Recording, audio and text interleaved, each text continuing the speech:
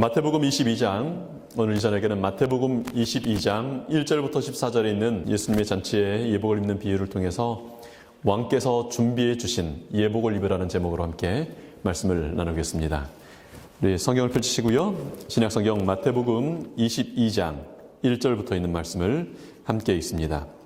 예수님께서 다시 비유로 대답하여 가라사대 천국은 마치 자기 아들을 위하여 혼인잔치를 베푼 어떤 임금과 같으니 그 종들을 보내어 그 청한 사람들을 혼인잔치에 오라 하였더니 오기를 싫어하거늘 다시 다른 종들을 보내며 가로되 청한 사람들에게 이르기를 내가 오찬을 준비하되 나의 소와 살진 짐승을 잡고 모든 것을 갖추었으니 혼인잔치에 오소서 하라 하였더니 저희가 돌아보지도 않고 하나는 자기 밭으로 하나는 자기 상업차로 가고 그 남은 자들은 그 종들을 잡아 능욕하고 죽이니 임금이 노하여 군대를 보내어 그 살인한 자들을 진멸하고 그 동네를 불사르고 이에 종들에게 이르되 혼인잔치는 예비되었으나 청한 사람들은 합당하지 아니하니 사거리 길에 가서 사람을 만나는 대로 혼인잔치에 청하여 오너라 한데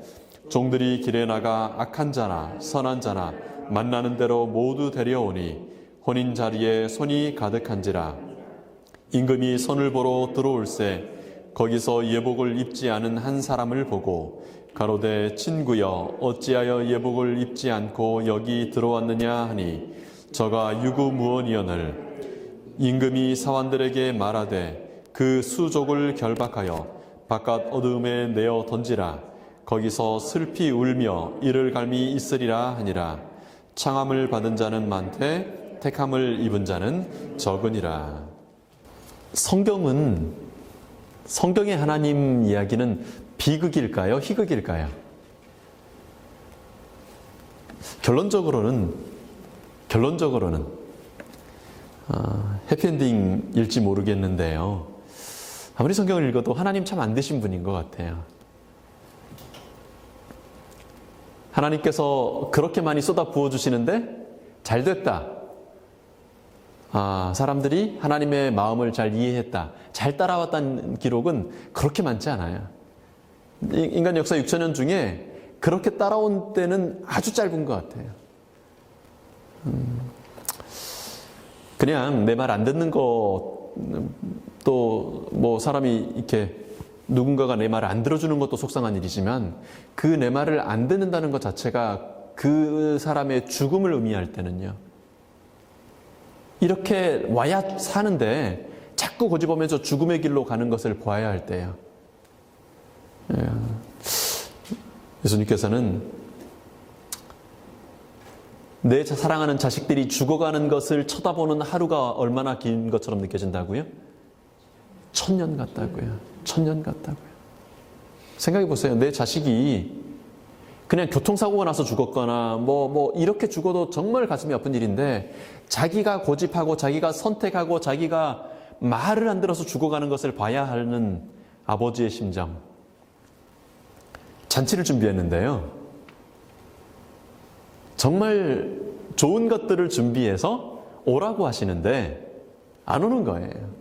상업차로 가야 되겠다. 나 돈 벌러 가야 되겠다. 나 일하러 가야 되겠다. 밭에 가봐야 되겠다. 뭐 이유를 대면서 안 오는 사람들은 그나마 양반이었던 것 같아요. 이유가 없어요. 그냥 가기 싫어요. 그러니까 어떻게 했어요? 능욕하고 그 별거 아닌 것 같고 자꾸 심각하게 오라 그런다고 놀리고 비웃고 심지어는 어떻게 해요? 죽이기까지 하는 모습을 보이는 것입니다.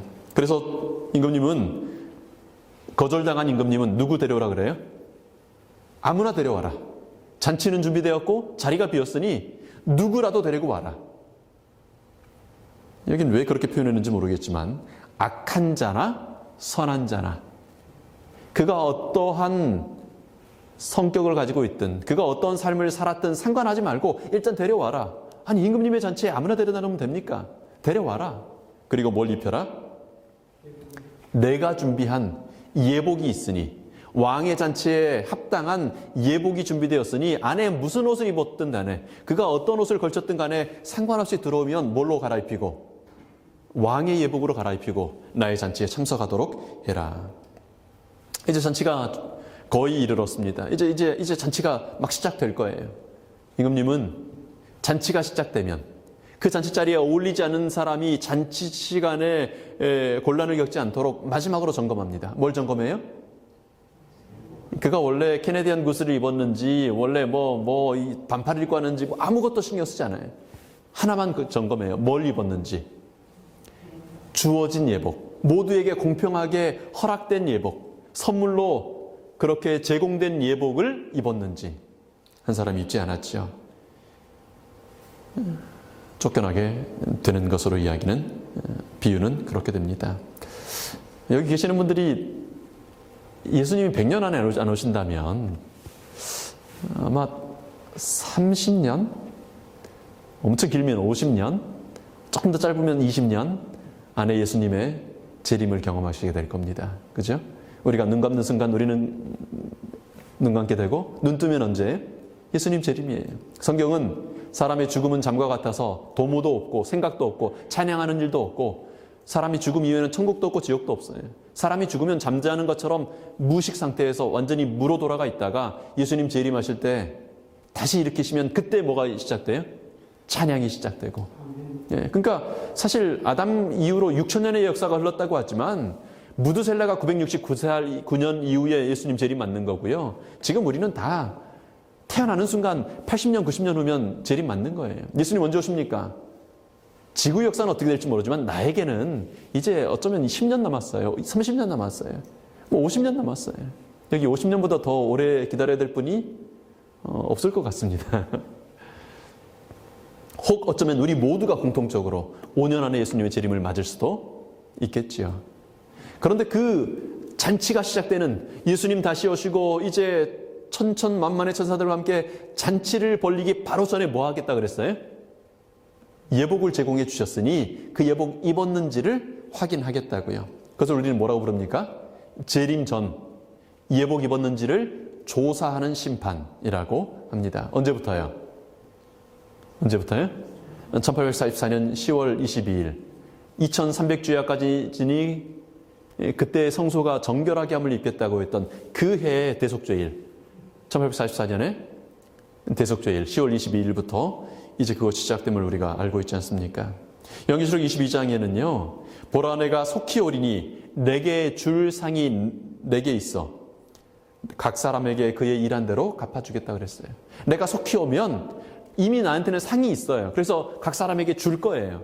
그렇다면 예수님 재림하실 때 뭐는 하지 않는 거예요? 한 명씩 이렇게 꺼내보고 얘는 죄인이네 너 다시 들어가 있어.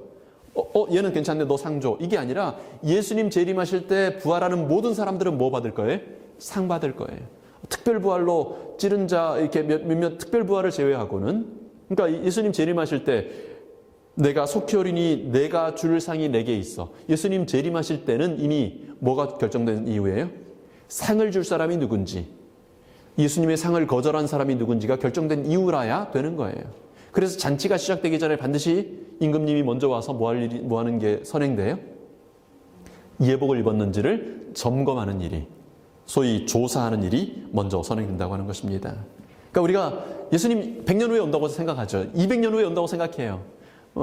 상관없어요. 확실한 것은 나에게는 예수님 50년 안에, 30년 안에, 20년 안에 오신다는 겁니다. 그렇다면 나에게는 예복을 입을 건지 주신 예복을 옆에 놔두고 그냥 옆에 이렇게 놓고 있을 건지 내가 그 예복을 입을 건지를 결정할 수 있는 시간은 그만큼 짧다고 하는 거죠. 왕의 잔치에 참석하는 사람들 예복을 입었는지를 확인하는데요. 예복이 뭘까요? 예복이 뭡니까? 예수님의 의. 예. 이 설교를 설마 처음 듣는 거 아니시죠? 이 비유를 한 10번 이상 설교를 들었을 겁니다. 그렇죠? 요한은 계시를 통해 하나님의 심판대에서 심사를 받게 될 예복이 무엇인지를 이렇게 증언합니다. 요한계시록 19장 8절에요. 그에게 허락하사 빛나고 깨끗한 세마포를 입게 하셨은즉 이 세마포는 성도들의 옳은 행실이로다 하더라. 세마포가 뭐라고요? 성도들의 옳은 행실이라고요. 비유 가운데 예복은 그리스도의 참된 제자들이 갖추어야 할 순결하고 흠이 없는 품성을 표상한다. 이 세마포는 그리스도의 의, 곧 믿음으로 예수님을 개인의 구주로 받아들이는 모든 사람들에게 주시는 흠이 없는 품성을 표상한다. 이 예복은 누구에게 주셨던 예복이었어요? 아담에게 주셨던 예복이었어요. 하와에게 허락하셨던 예복이었습니다. 근데 뭘로 바꿔버린 예복이에요? 무화과 나무 잎으로 바꿔버린 예복입니다. 사람의 노력으로 대체된 예복이지요. 의는 옳은 것을 행하는 것을, 의라고 하는 한자가 그렇잖아요. 옳을 의잖아요. 옳은 것을 행하는 것이 의입니다. 의. 모든 사람들이 자기의 무엇대로 심판받는다 그랬어요? 마음대로, 생각대로가 아니라 무엇대로요? 행위대로 심판받는다고 성경은 얘기합니다. 세마포는 성도들의 뭐라고요? 옳은 생각이다, 옳은 말이다 이렇게 하지 않았어요. 옳은 행실이다라고 얘기합니다. 성경은 이런 표현들이 굉장히 자주 나오는데 구약에도 이 표현들이 굉장히 많고요. 역사 속에 모세오경 속에, 그리고 신약에 넘어와도 또 똑같은 표현이 있어요. 요한일서 2장 3절에 우리가 그분의 계명을 지키면 이로써 우리가 저를 아는 줄로 알 것이요. 우리가 그의 계명을 배우면, 우리가 그의 계명을 인정하면, 우리가 그의 계명을 그렇다고 고개를 끄덕이면, 우리가 그의 계명에 밑줄을 치면, 우리가 그의 계명에 아멘하면, 아니요. 우리가 그의 계명을 뭐하면? 지키면 그것을 가지고 이로써 우리가 저를 아는 줄로 알 것이라고요. 사도 야고보는 행함이 없는 믿음은 무슨 믿음이라 그래요? 죽은 믿음이라 그래요. 행함이 없는 믿음을 아주 가장 강하게 갖고 있는 존재가 누구예요? 행함이 없는 믿음, 근데 아주 확고한 믿음을 가진 존재가 누구라 그래요? 사단이라고요. 사단처럼 하나님의 존재를 확실히 아는 존재가 있을까요? 이 지구상에 어떤 사람이 사단처럼 하나님의 존재를 확신할 수 있습니까? 예수님 계십니까? 계십니다. 하나님이 계십니까? 계십니다. 천만 천사들이 있나요? 있어요. 왜? 내가 그 천사들 중에 하나였으니까요. 내가 그 보좌 가장 가까이 있었으니까. 그러나 그렇게 인식하고 인정하고 고개 끄덕이는 걸로는 아무런 의미가 없다고요. 그건 죽은 믿음이라고요. 뭐가 없으면? 행함이 없으면. 죄는 뭐라 그랬습니까? 불법이라고 하지요. 의는 옳은 일을 하는 것을 의미한다. 모든 사람은 자기의 행위로서 심판을 받게 될 것이다. 우리의 품성은 우리의 행위로 나타난다. 우리의 행위는 우리의 믿음이 진실된 여부를 보여준다. 비록 우리가 천하인간에 오직 예수님의 이름만이 사람들에게 구원을 줄 수 있는 유일한 이름으로 믿는다 할지라도 우리는 그분을 개인의 구주로 받아들이지 않을 수 있다. 믿는데도 받아들이지 않을 수 있다는 거예요. 진리의 이론만을 믿는 것으로는 넉넉하지 않다. 그리스도를 믿는다고 공언하는 것만으로는 넉넉하지 않고 우리의 이름이 교회 농명책에 기록된 것으로만 넉넉하지 않다. 우리가 그의 계명을 지키면 이로써 우리가 저를 아는 줄로 알 것이요. 이것이 참된 거듭남의 증거이다. 우리가 어떠한 공언을 하든지 간에 우리의 옳은 행실로 그리스도를 드러내지 않을 것 같으면 그 공언은 아무 소용이 없다. 안식일이 하나님의 참 예배일이고 창조의 기념일인 것을 믿으십니까? 네. 그런데 그것을 믿고 확신하고 심지어 누구에게 설명도 해주고 그것에 대해서 열변을 토하면서 그것에 대해서 얘기할지라도 내가 뭐하지 않으면, 하나님의 안식일을 거룩하게 구별하지 않으면요, 사사로운 일을 행하고 자기의 이익을 위하여 여행하고 자기의 이익을 위하여 일하고 자기의 이익을 위하여 사업하고 자기의 이익을 위하여 무엇인가를 하는데 사용하면, 지키지 않으면, 사람을 살리는 일에 안식일의 시간을 사용하지 않으면 소용이 없다고요. 예복을 입는다는 것은요, 우리의 삶을 통해 그리고 행동을 통해 하나님의 계명을 따르고 순종함을 보이는 것입니다. 말로 인정하는 것에서 그치지 않고 무엇으로요? 행동으로 보여주는 것이 의예요. 맞습니까? 문제 없으시죠? 진짜 문제 없으시죠? 질문을 좀 드릴게요. 많은 그리스도인들이 이 부분에서 혼돈스러워해요. 사람이 율법을 지킬 수 있습니까? 없습니까? 죄인이 선을 행할 수 있습니까? 없습니까? 아담의 후손 중에 한 사람이라도 의인이 있습니까? 없습니까? 죄에 익숙한 우리가 선을 행할 수 있습니까? 없습니까? 우리는 믿음으로 구원받습니까? 행함으로 구원받습니까? 아니 지금 거의 20분 동안 설명을 해드렸더니 뭐예요? 믿음과 행함으로 구원받습니까? 믿음으로 구원받습니까? 30분이 지났는데 처음부터 다시 해야 될 수도 없고 이게 예복을 입는다는 것은, 의롭다고 인정을 받는 것은 복음을 입으로 시인하는 것에서 그치지 않고 뭐 하는 거라고요? 행동하는 거라고요. 삶을 통해 순종하고 실천하는 거라고 했는데 사람이 율법을 지키는 거 안 된다고, 선을 행할 수 없다 그러면 이거 어떻게 되는 거예요? 어떻게 되는 거죠? 그러니까 우리는 처음부터 불가능한 것을 지금 추구하고 있는 거네요. 애초에 예복을 입는 것은 불가능한 거였네요. 예복을 입는다는 것도 확실하고 우리가 그렇게 살 수 없다는 것도 확실하다면 그럼 우리는 엉뚱한 걸 지금 너무 좋은데 불가능한 것을 지금 추구하는 거 아닙니까? 실물교훈 314페이지 이렇게 얘기합니다. 사단은 사람이 하나님의 계명을 지킬 수 없다고 주장한다. 다시요. 사단은 사람이 하나님의 계명을 지킬 수 없다고 주장한다. 오해하지 마세요. 방금 여러분들께서 대답하셨던 모든 내용들은 성경 말씀 그대로를 대답하셨어요. 지금 우리는 똑같은 성경에서 두 가지 이야기들이 전혀 상반되는 이야기들이 있는 것처럼 되는 모습들을 보고 있습니다. 그래도 다시 한번 여쭤볼게요. 사람이 율법을 지킬 수 있습니까? 없습니까? 없어요. 크게는 말을 못하겠고. 그럼 다시요. 율법을 지켜야 합니까? 아니면 안 지켜도 됩니까? 정말 불행한 분들이시네요. 없어요 해놓고 해야 된다 그러면 참.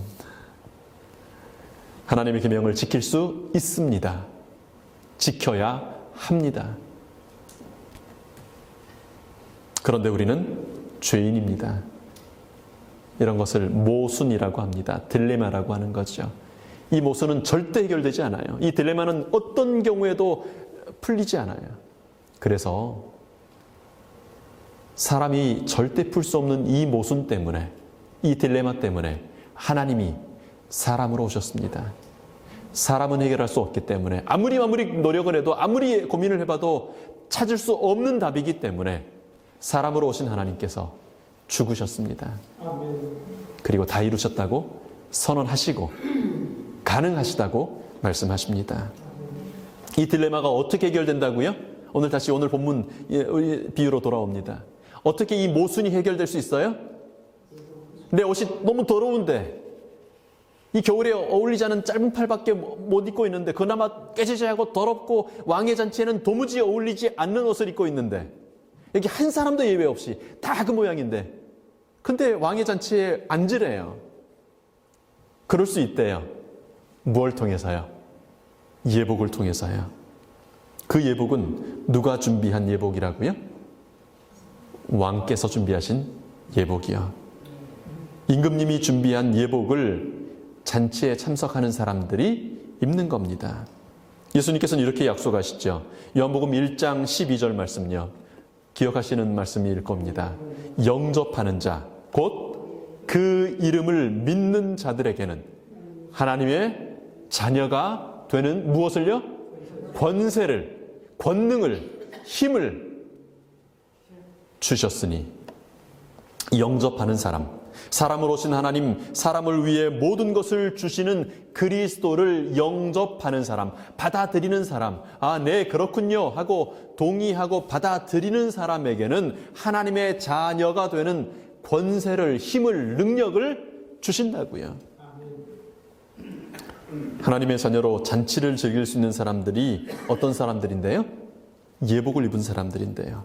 그러니까 영접하는 사람들에게는 뭐 할 권세를 주신다고요? 예복을 입을 권세를 주신다고요. 우리 스스로는 예복을 입을 수 없어요. 우리 스스로는 왕의 잔치에 적합한 예복을 만들 수도 살 수도 그것을 입을 수도 없습니다. 그러니까 사단의 말이 맞습니까? 맞습니다. 우리는 절대 율법을 지킬 수 없습니다. 이사야 64장 6절에 이렇게 얘기합니다. 대저 우리는 다 부정한 자 같아서 우리의 의는 다 더러운 옷 같으며 우리는 다 쇠폐함이 잎사귀 같으므로 우리의 죄악이 바람같이 우리를 몰아가나이다. 우리의 의는 다 뭐 같다고요? 더러운 옷 같다고요. 제사장 여호수아의 옷처럼 불에서 그슬린 나무, 그 불타다가 온 그 그슬린 나무처럼 더러운 옷이에요. 뭐 같다고요 여기? 그 쇠폐함이 잎사귀 같다고요. 무슨 잎사귀요? 아담이 겨우 끊어서 가려보려고 애쓰던 그 무화과나무 잎사귀. 하와가 어떻게든 좀 그 창피함을 면해보려고 애를 쓰던 그 무화과나무 잎사귀. 몰아가나이다. 시들어버리는 무화과나무 잎사귀처럼요. 안 되는 것입니다. 뭐하지 않은 상태에서는요. 예수님을 영접하지 않은 상태에서는요. 그러나 예수님을 영접하면 얘기가 완전히 달라져요. 예수님을 영접하면 이야기가 완전히 달라집니다. 예수님을 영접하는 사람은 전에 없던 권세를 받아요. 권능을 받아요. 능력을 받습니다. 뭐 할 수 있는 능력이요? 예복을 받을 수 있는, 예복을 가질 수 있는, 그리고 예복을 뭐 할 수 있는요? 입을 수 있는 권세를 받습니다. 예수님의 완전한 순종, 예수님의 죄에 대한 승리, 다 이루었다고 선언하시던 예수님의 그 승리가 누구의 것이래요? 예수 그리스도로 옷 입혀주신다 그랬잖아요. 그분의 승리가 나의 것이 돼요. 우리가 예수님을 영접할 때, 우리 마음의 주인으로 모실 때요. 우리의 유일한 힘인 의지력을 사용하여 예수님을 내게 영접하겠다고 선택할 때, 그렇게 나의 마음을 하나님께 드린다고 고백하고 온전히 드릴 때요. 우리가 우리 자신을 그리스도께 바칠 때 우리의 마음은 그리스도의 마음과 연합되고 우리의 뜻은 그분의 뜻에 합병되고 우리의 정신은 그분의 정신과 하나가 되고 우리의 생각은 그분에게 사로잡히게 되어 마침내 우리는 그분의 생애를 살게 된다. 이것이 바로 그분의 의의 옷을 입는다는 의미이다. 우리의 마음이 누구의 마음과 연합된다고요? 예수님의 마음, 그리스도의 마음과 연합돼요. 우리의 뜻이 어떻게 돼요? 그분의 뜻 안으로 들어가서 연합해요. 우리의 정신이 그분의 정신 안으로 들어가서 연합한다고요. 그래서 마침내 우리는 나의 생애를 살지 않고, 그래서 우리는 마침내 나의 옷을 입지 않고 누구의 옷을 입어요? 임금님께서 준비하신 예복을 입어요. 그리스도의 생애를 살게 돼요. 얼이 빠졌다 그러죠. 얼이 빠졌다고요. 얼 나갔다 그럽니다. 정신 차리라 그래요. 언제 어떻게 하면 얼이 나가요? 너무 놀래거나 알코올을 많이 섭취하거나 정신이 나가죠. 용감해지고 막 노래를 부르고 화장실 아닌 곳을 내 스스로 화장실이라고 만들어주고 많은 일들을 해요. 정신이 나가면, 술 취하면. 네, 바울 사도는 술 취하지 말라. 이는 방탕한 것이니 술 말고 뭘로 정신을 채우라고요? 성령 충만으로 정신을 채우라고요. 그러고 나면 힘이 하나도 안 들어요. 힘이 하나도 안 들어요. 정말 내성적이던 친구가 술을 마시니까 대대장님 거의 멱살을 잡더라고요. 그렇게 착하고 순하던 친구가. 정신이 멀쩡한 사람은 저하고 그 대대장님밖에 없는데 다 술 취해가지고 있는데 이 평소에 그렇게 착하고 순하던 애가 막 뛰어가더니 할 말씀이 있단 말입니다 그러면서 제 바로 영창이다.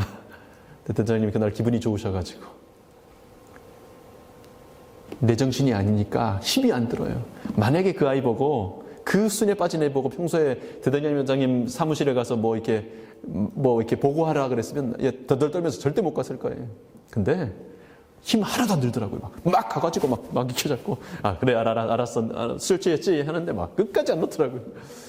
아이고, 걔 가서 말려내는데, 얘 영창 보내다 저놈까지 같이 보내면 같이 가는 거 아니야 싶어서 막, 아이고. 내 정신이 아니니까 아주 쉽게 하더라고요. 영화에, 아이들 영화가 아니죠. 뭐 요즘 영화에 많이 등장하는 아이언맨이라는 사람이 있습니다. 그냥 사람인데, 이렇게 뭐 껍데기가 씌워져요. 뭐 이렇게. 머리끝부터 발끝까지 막 뭐가 씌워지면요. 선에서 막 충도 나가고, 갑자기 막 확 날아가지고 막 우주선처럼 막 날아다니고, 우주를 날아다니고, 그냥 멀쩡하던 사람이 이렇게 쇠 껍데기를 하나 쓰면, 이렇게. 그게 영화 내용이에요. 근데 영화에서만 그런 게 아니라 요즘에는 이제 군대에서 그걸 이미 도입하기 시작했습니다. 이게 보통 군인들이 무거운 걸 들고 날라야 되거나 아니면 뭐 이렇게 무기를 이렇게 들고 빨리 걸어야 되거나 하는 것들을 실제로 이렇게 다리에다 이렇게 하고 허리에 이렇게 해주면 저처럼 이렇게 허리가 좀 불편한 사람도 30km, 40km, 50km 군장을 매는데 거뜬하게 그냥 막, 그리고 평소에 보다 훨씬 빠르게 이렇게 뛸 수 있는, 내 힘으로 하는 게 아니에요. 착용하면. 그렇게 하는 게 벌써 개발이 되고 또 일부 부대에 배치가 된 기사를 본 적이 있습니다. 안에는 내 거는 상관없어요. 여기 스프링이 있고 여기 모터가 다 달려가지고 그냥 막 뛰는 것도 내 힘으로 뛰는 게 아니에요. 좋은 시대죠. 군대를 다시 한번 가고 싶으시죠? 네. 옷을 입었더니 내가 더 이상 내가 아니에요. 옷을 입었더니요. 내가 하는 것이 아니라 왕께서, 임금님께서 준비하신 예복을 입었더니 더 이상 이전에 꾀죄죄하던, 이전에 어떤 모양을 가졌던 그런 사람이 아니라 왕의 잔치자리에 적합한 그 사람의 모습으로, 왕의 잔치자리에 아주 어울리는 그 모습으로 거기 앉아 있을 수 있는 것입니다. 그리하면 주께서 우리를 보실 때 무화과 나무 잎으로 엮은 옷이나 죄로 인해 벌거벗고 뒤틀린 우리의 몸은 보지 아니하시고 여호와의 율법을 온전히 순종하심으로 이루신 당신 자신의 의의 두루마기를 보게 된다. 우리가 그 옷을 입으면요, 예복을 입으면요, 말라 비틀어져 버리는 그런 무화과나무 잎이나 벌거벗은 몸이나 산처한 그 몸이 아니라 온전히 순종하신 하나님 자신의 의의 두루마기만 보게 된다고요. 정리해보죠. 그럼 율법 지켜야 됩니까? 율법을 지켜야 됩니까? 자꾸 거기에 가우팅하지 않으셨으면 좋겠어요. 지켜야 구원받습니다. 어떤 분들은 십자가에서 율법이 폐했다고 이야기합니다. 아닌 거 아시죠? 마태복음 5장에 예수님은 진실로 내가 너희에게 이르노니 천지가 없어지기 전에는 율법의 1.1획이라도 반드시 없어지지 아니하고 다 이루리라고 말씀하십니다. 천지가, 온 우주와 이 지구상의 모든 것들이 사라져버리기 전에는 그런 일이 가능해요? 하나님의 우주가 다 사라져버리는 일은 불가능하잖아요. 그러기 전에는 율법은 뭐하지 않을 거라고요? 폐하지 않을 거라고요. 온전히 다 이룰 거라고요. 물론 십자가에서 이미 이루어진 구약의 제사제도, 십자가를 예표하던 그 율법의 어떤 내용들은요, 더 이상 반복하지 않아요. 그러나 그것이 의미가 없어진 게 아닙니다. 더 완전해졌죠. 어디에서요? 십자가에서요. 그래서 우리는 구약의 그것들을, 그 행위를 반복하지 않지만 그것들이 지목하던 십자가를 보면서 이제 우리는 그 율법이 온전히 이룬 것들을 확인하게 되는 것이지 않습니까? 그 예표의 율법들을 제외하면, 십자가에서 이루어진 율법들을 제외하면 우리는 율법의 1.1획이라고도 뭐 그거 지키기가 어려워, 사람은 그런 거 못해, 해보니까 되는 사람이 없어, 의인이 하나도 없잖아, 어떤 이유를 대도 우리가 그 율법을 폐할 권리가 우리에게는 없습니다. 없어요. 그러니까요, 율법이 지켜져야 합니까? 네. 순간이라도 머뭇거리지 않게 되시길 바랍니다. 율법은 지켜야 합니다.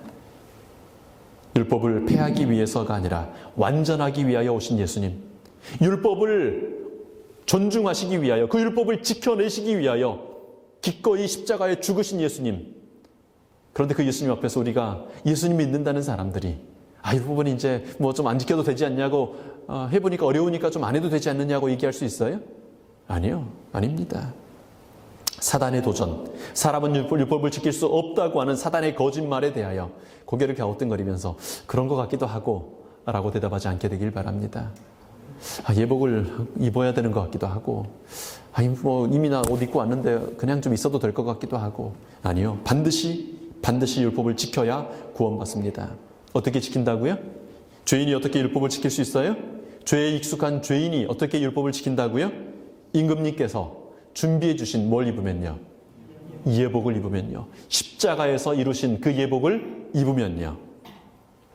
왕께서는 예복을 입으라고 하시되 너의 예복을 입으라고 하지 않습니다. 누구의 예복을 입으라고 그래요? 내가 준비한 나의 예복을 입으라고 하십니다. 하나님의 성품으로 옷 입으라고 하십니다.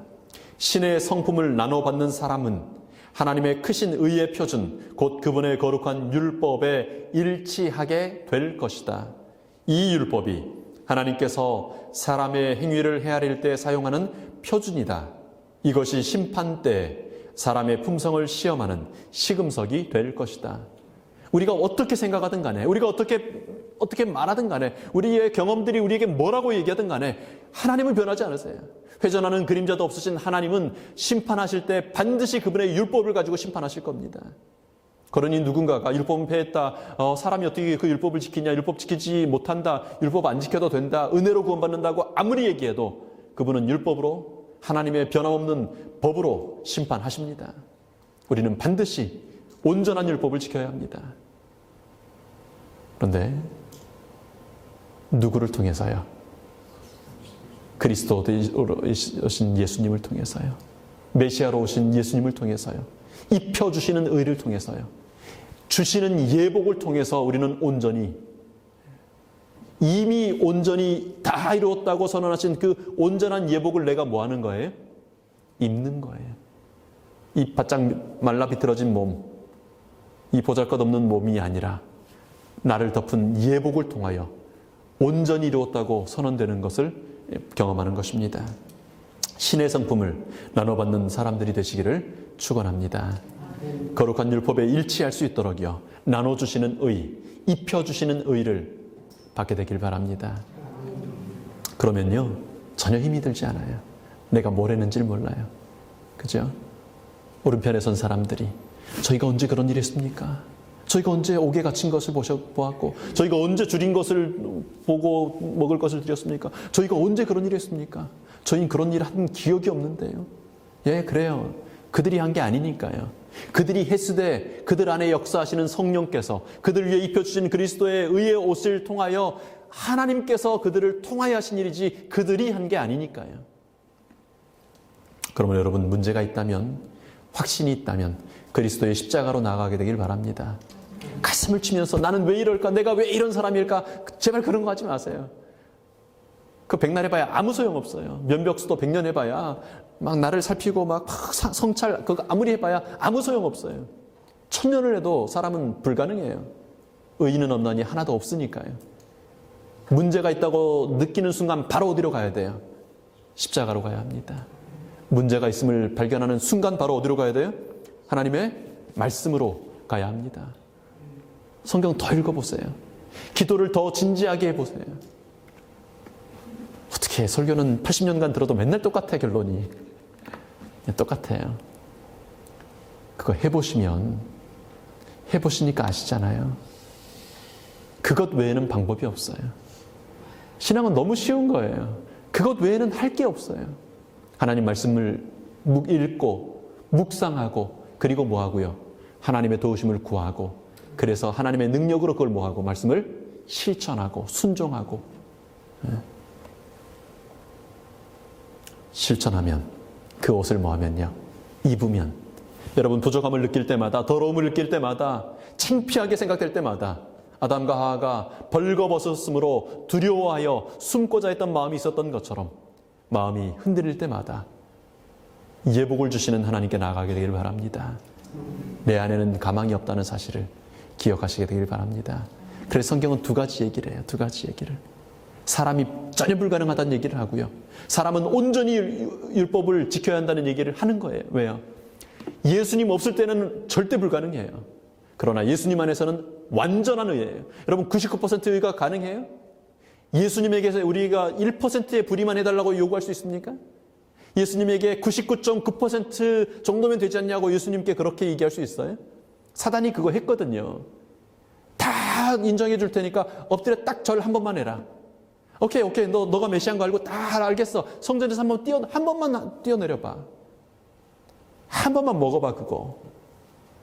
0.01%만 거기에 좀 섞어봐. 99.99%에 의해 예수님 뭘 어떻게 하셨어요?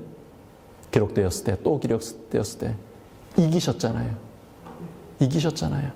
우리에게 주신 의는 99.9%의 의가 아니에요. 100%예요. 그러므로 우리는 하나님의 사람은 온전히 율법을 지켜야 한다고 지킬 수 있다고 이야기하는 것입니다. 여러분이 안식일 죄에서 자유한 안식일이 되길 축원합니다. 하나님께서 주시는 의로 하나님께서 주시는 예복으로 온전한 의를 즐기고 누리고 감사하고 찬양하는 안식일이 되기를 축원합니다.